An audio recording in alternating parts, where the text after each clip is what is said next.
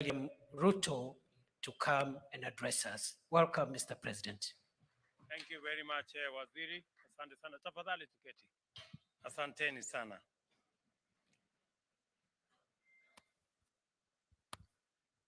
Today is a very, very proud moment for me and this administration, because 6 months ago, I made a commitment to the people of Kenya that we will have 5,000 government services digitized and available online to the people of Kenya by 30th June this year.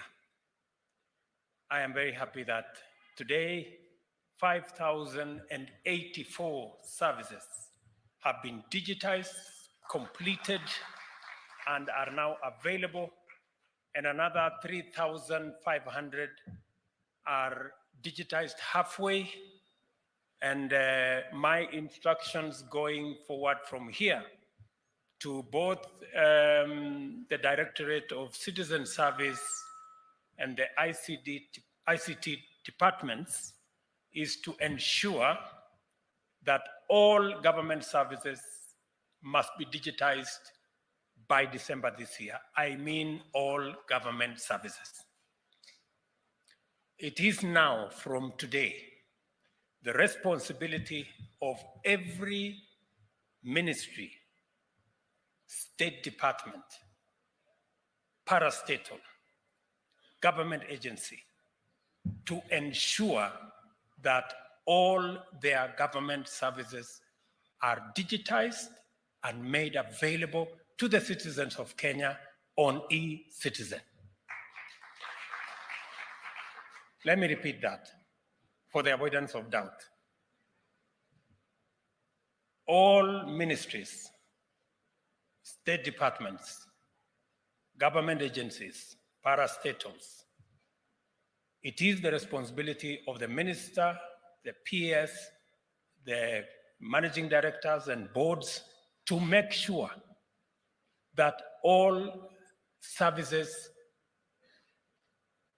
offered to the people of Kenya by their departments and agencies are available to the people of Kenya on the digital platform by December this year. I am aware that there are government agencies that are resisting this digitization exercise for obvious reasons. There are government agencies who want to continue to operate in a dark place. They do not want, and I know, I have been told by the officers who are running this service that many have been asking whether government is really serious with this or they can take a detour. Let me announce, for the avoidance of doubt, all government services must be available by December this year on the digital platform, on e-Citizen, without exception.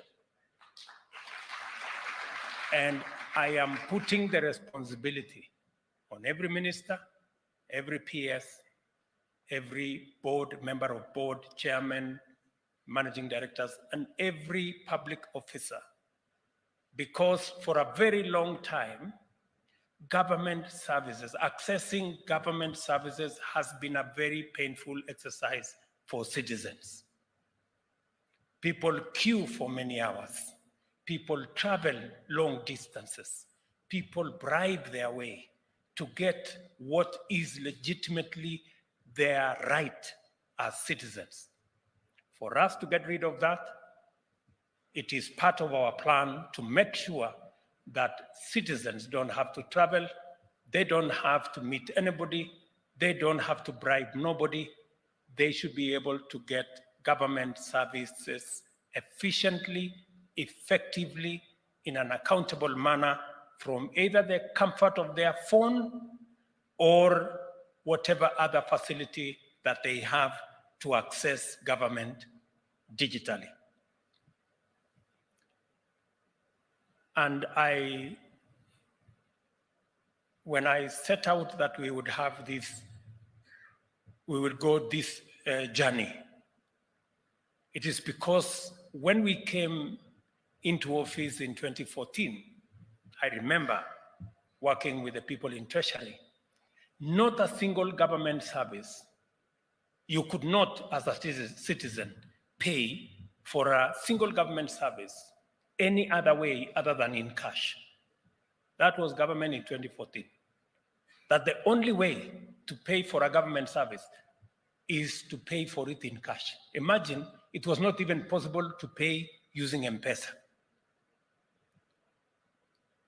We have since moved, I think, 180 degrees. I can now comfortably say here that in the next 30 days, mark my words, people, these deadlines are important. In the next 30 days, no government service should be paid in cash. Let me repeat it again. For the avoidance of doubt, no government service will be paid for in cash in the next 30 days. And I want to say this because corruption has been our biggest problem, pilferage, theft. Citizens are forced to pay for a service or bribe for a service that ordinarily is theirs as of right. There will be only one channel to pay for government service. We have agreed, all state departments, KRA, and everybody, the government pay bill is 22222. 22222. Is it star 22222 hash? That is how you pay for government service. Let me repeat it again. 22222 is how you pay for government service.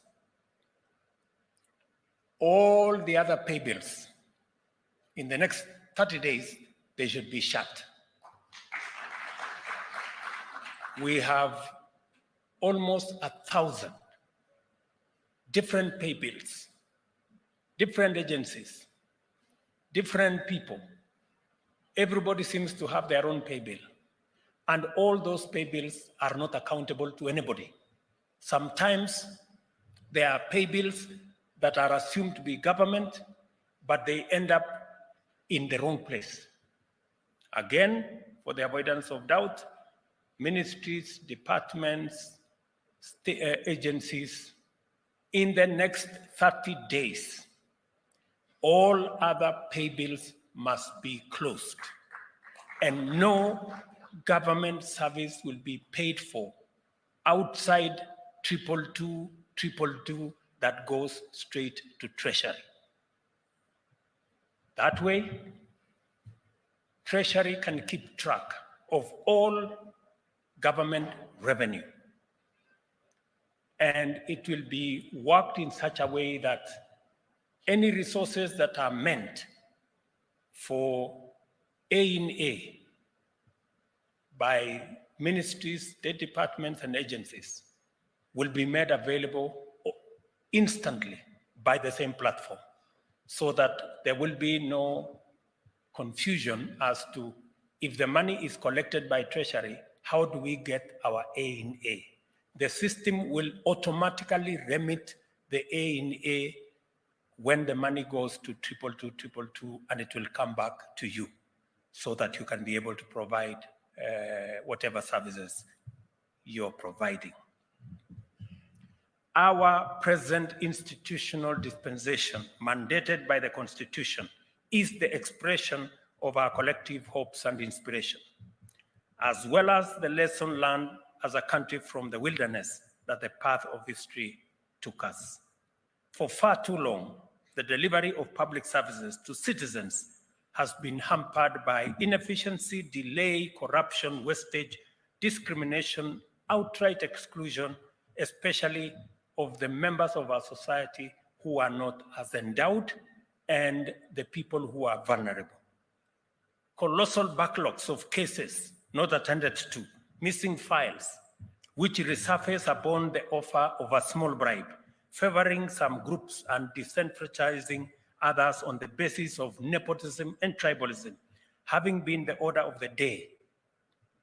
For citizens, inordinate delays and lack of information on the progress of their matters was a normal part of the ordeal of obtaining government services.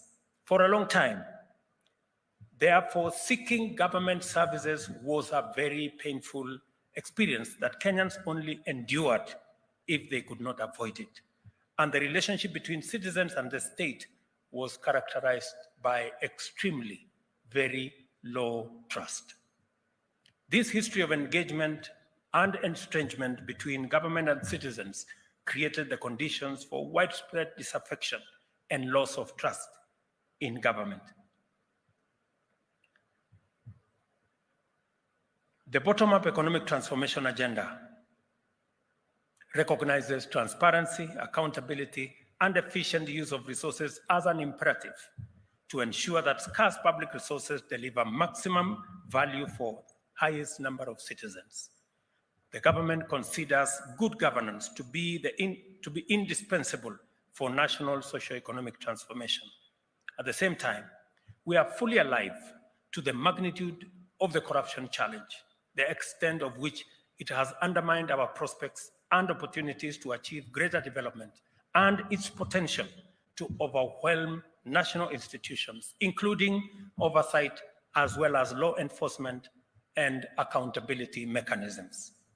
This particular reality has caused us to consider radical innovation to overcome the transactional inefficiency barrier to public service delivery. In our bottom-up economic transformation agenda, we pledged to undertake 2 key interventions intended to attack this problem simultaneously.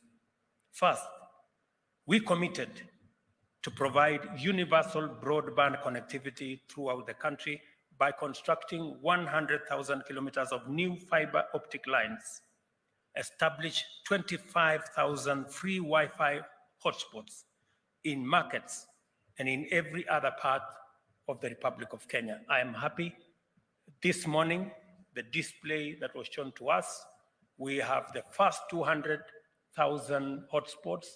The 201 hotspot was launched this morning here. By the end of this year, we will have 2,000 hotspots across Kenya. And by December 2025, all the 25,000 hotspots will have been rolled out, including 1,450 digital hubs, 1 in each ward of the Republic of Kenya, and also ensuring that our vocational training centers run by county governments are brought into this ecosystem, and all our TVET institutions are also made part of this program of making sure that there is internet connectivity and availability across Kenya that is free and paid for by the government of Kenya.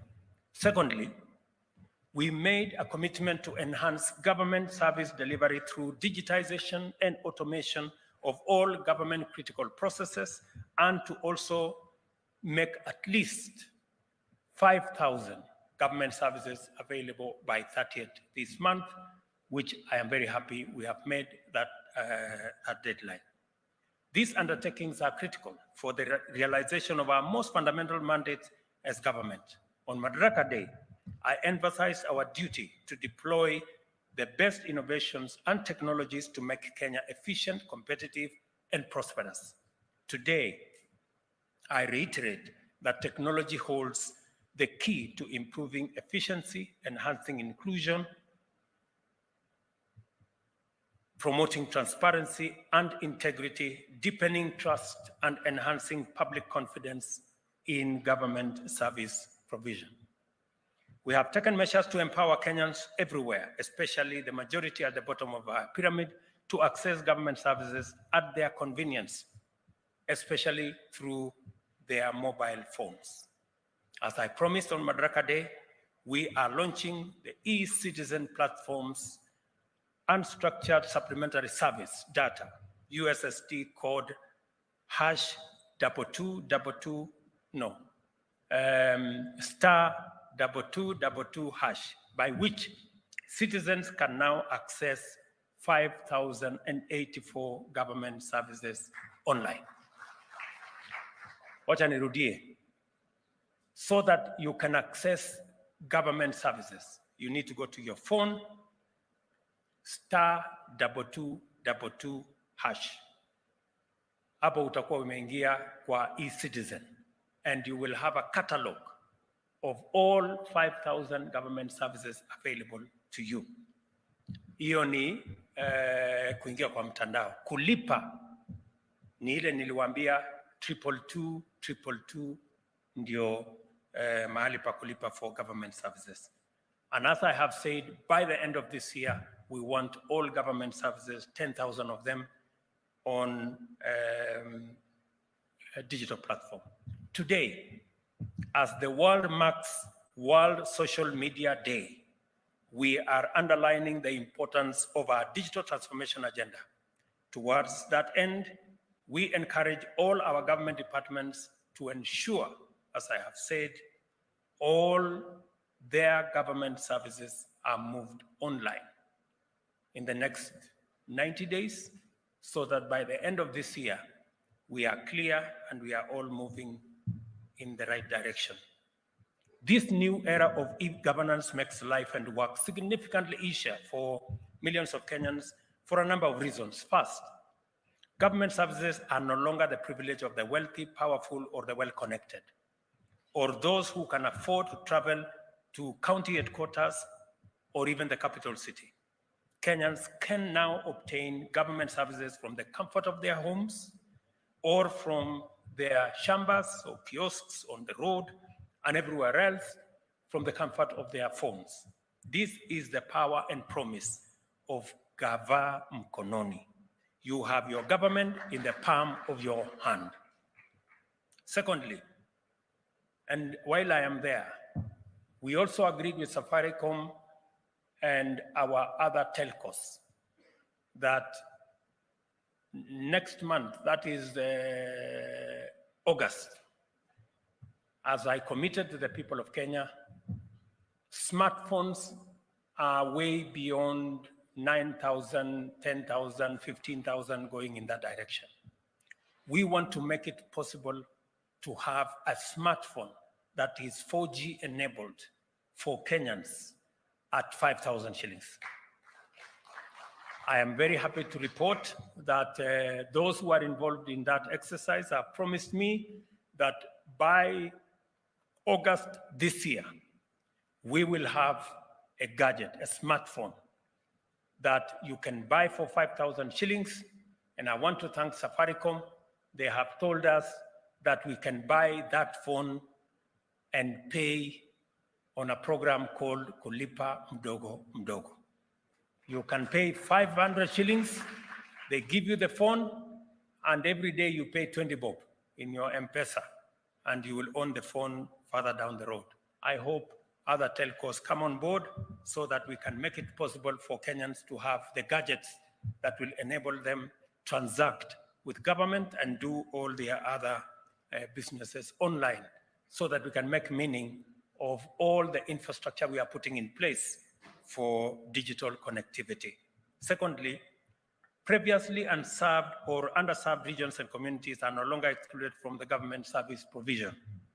Thirdly, Kenyans are interacting directly with the digital platform without the need for brokers, intermediaries, and others. Additionally, people can track the progress of their interactions with government in real time, thus eliminating uncertainty, corruption, and frustration. Further, citizens need only pay the gazetted fees for government services and not a shilling more. These fees are accurately accounted for in real time through ICT and remain visible at all times to the National Treasury and the Kenya Revenue Authority for efficient revenue administration. We are well on the way to a paperless governance, where there will be no physical registries and files to be mislaid by mischievous persons in search of a bribe or movement of people from office to office. I encourage Kenyans to take advantage of ICT digital skills training opportunities provided by the ICT Authority in conjunction with private sector collaborators and development partners in order to enhance their capacity to consume digital government services. I'm glad to know that the ICT Authority has embarked on digital skills program for citizens and public sector workforce targeting 20 million people. Through the private sector partnership, Gava Express will be available in more than 250,000 M-Pesa shops, 28,000 KCB shops, 40,000 equity shops, and 22,000 cooperative bank shops to serve those without smartphones. What I'm trying to say here is that we are going to work in partnership with the private sector so that government services are available, not just in government offices, but also in private sector offices. And I want to thank KCB, Equity Bank, Cooperative Bank, and Safaricom for offering their infrastructure to support government in the delivery of government services.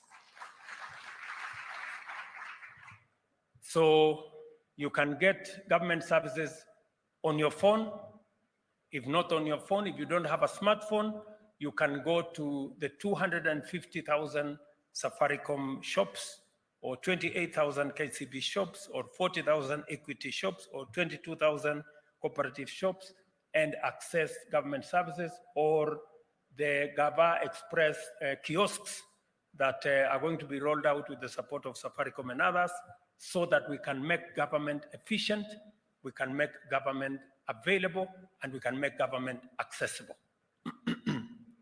By the same token, I urge ICT Authority to accelerate the actualization of our digital economy agenda. And I'm very happy that, again, we have good news that aside from digitizing government services and everything we are doing, we are also going to make it possible for two things to happen, which are critical towards moving government to the digital platform. Number one is the digital signature. Now it will be possible. I am privileged to be among the first Kenyans to access a digital signature. I was trained yesterday. Sijashika sana lakini niko barabarani. Leo nimefanya testing ya pili, kesho nitakuwa nimeshika laini. So it should be possible for us now to transact on a digital platform, and even as you work to make sure that you access government services, we also want you to sign for those government services on a digital platform and have a digital signature. It will be explained to you how that is going to happen. And secondly, is to have a digital identity. You all know we have an experience as the people of Kenya that for a very long time we've been looking for a digital identity on a platform called Huduma Number, which became a mirage and became a conduit for many things. Let me say here that I am telling the Ministry of responsible for citizen services, Mr. Professor Kindiki, and my good friend Eliud Owalo, you have 90 days to deliver to us a digital identity. I know it's doable. Sasa muende mujipange. Yeah, it is doable because I think I understand how that is possible. And we will not spend the 15 billion that was spent on Huduma Number. And it's not going to take centuries. We are very confident that we have the competence to do this. Let me also announce to the people of Kenya that this great feat, this huge achievement that we are very proud of as a country. Not many countries can achieve what we have achieved. In fact, whenever I talk to other leaders, they wonder how Kenya can achieve to digitize this number of government services. This was possible because we have creative, innovative, hard-working young people in the Republic of Kenya. This whole e-citizen platform was built by Kenyan young people. Tuwapigie makofi jameni. I know there is a young man here called Evid and your team. Are you here? Are they here? They are wako huko nyuma mbali, nafikiri, some of them are here. These young people, kujeni hapa mbele. Simameni hapa. Tuwapigie makofi hao wadosi jamani.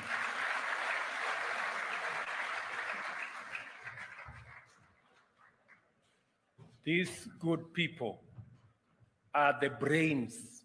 They are Kenyans. Just the same way we developed M-Pesa, which today is globally acclaimed. Again, today we can announce that we have developed e-citizen, a government product developed by the young people of the Republic of Kenya. Congratulations, gentlemen. I am so proud of you guys. Asanteni sana. You can take your seats. So these young people have made this possible, and it speaks to Kenyan talent, Kenyan creativity, Kenyan knowledge, and that is what our country is made of. Let me also say that as we pull this together, all other avenues, we must work on it to make sure, and I hope the people from Treasury will now be able, and the people from KRA will now be able to have sight of all government revenue, and we can better manage our revenue collection, because I am very confident that we can collect a lot more if we removed pilferage, wastage, and the money that get lost because of corruption and other manners. I am a very proud Kenyan today that we have managed to roll out a 30 billion shilling program that has reached almost 17 million Kenyans under the Hustler Fund without any bureaucracy. There is no committee, there is no person to be met or bribed or what. We've done the same with fertilizer. We rolled out e-fertilizer and reached many Kenyans.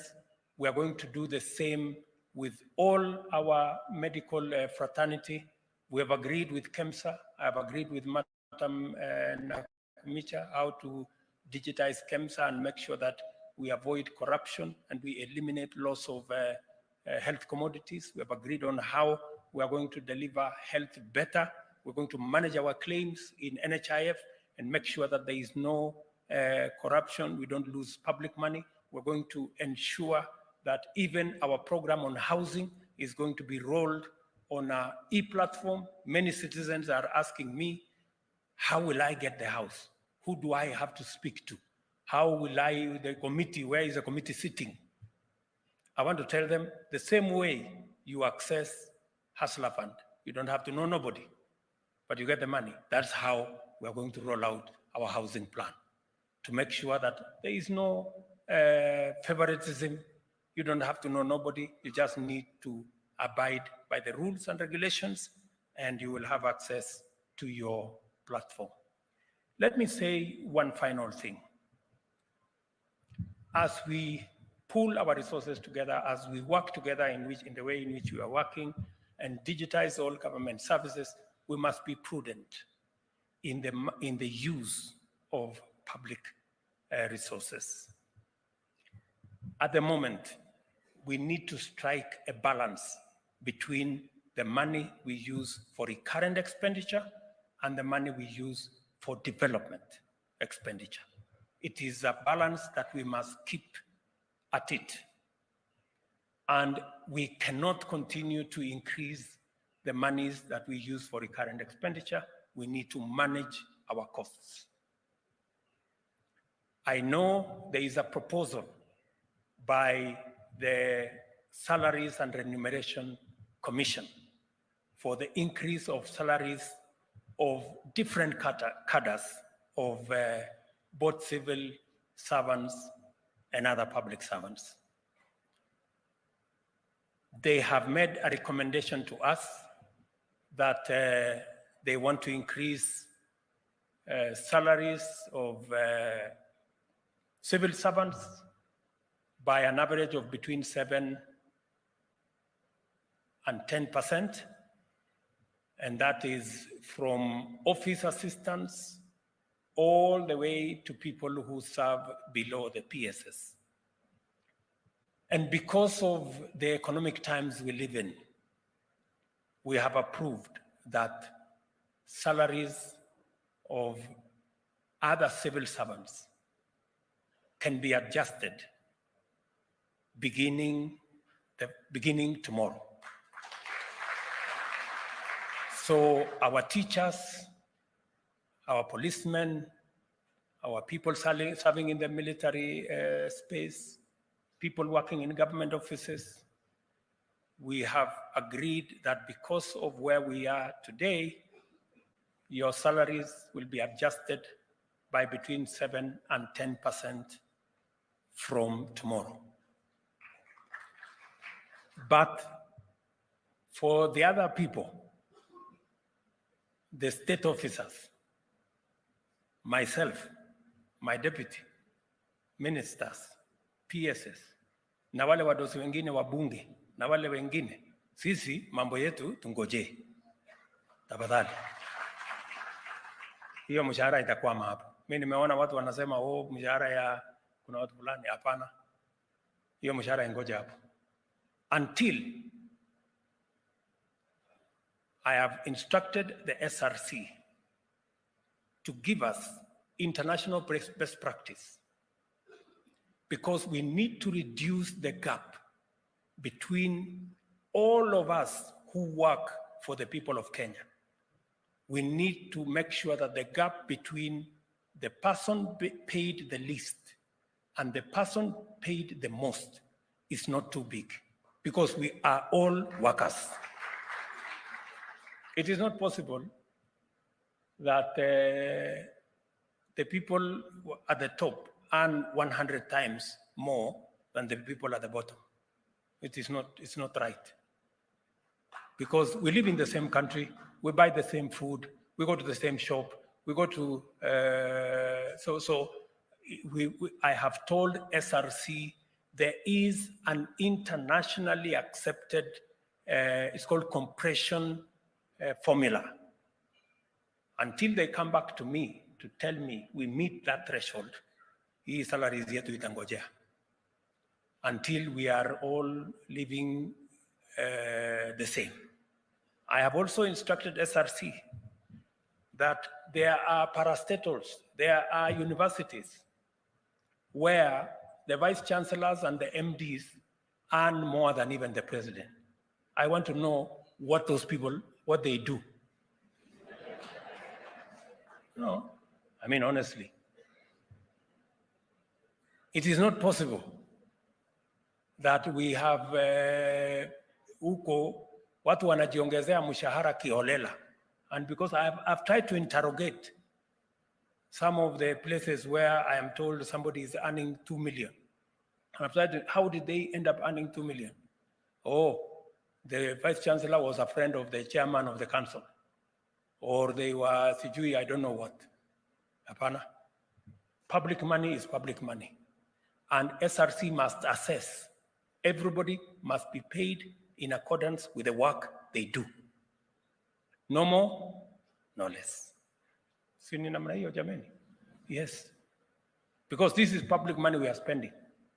So I have told SRC to do two things. Number one, to tell us the ratio between the lowest paid and the salary I earn as president. Before my salary is, before they talk about increasing salary, sisi wadosi hapa, we want to know how much money are the people below us and working for the same people of Kenya are earning. That's number one. Number two, we must rationalize. There is no way people can be increasing salaries ostensibly because at their parastatal has a lot of money. So that a lot of money is used kuongeza mishahara ya watu kiholela. That one is not happening because those parastatals are government agencies and the money they have is public resources. They must be subject to SRC and we must make sure that we all pay the same. So nimemwambia Rigiji, my friend, na mimi hiyo mshahara watu wanasema hakuna for now. Na hata nyinyi waziri tulizeni boli until some exercise because we want to make sure that we do not take advantage of the other Kenyans who do not have the power we have. It has to be rational, it has to be well thought out, and I have told SRC to do exactly that. So I am very confident, good people, that this country, the world and the home of world-beating innovators, can develop and maintain robust and world-class cybersecurity systems to keep government and the private sector and citizens secure online on a sustainable basis. I want to thank everybody who has made the digitization of government a success the way it is, and that we are going to work collaboratively together until we make sure that every citizen has access to government services without hindrance in an efficient, effective way, and government is held to account, and we can account for all the resources we collect from the people of Kenya. I want to thank you very much, my very best wishes, and God bless you.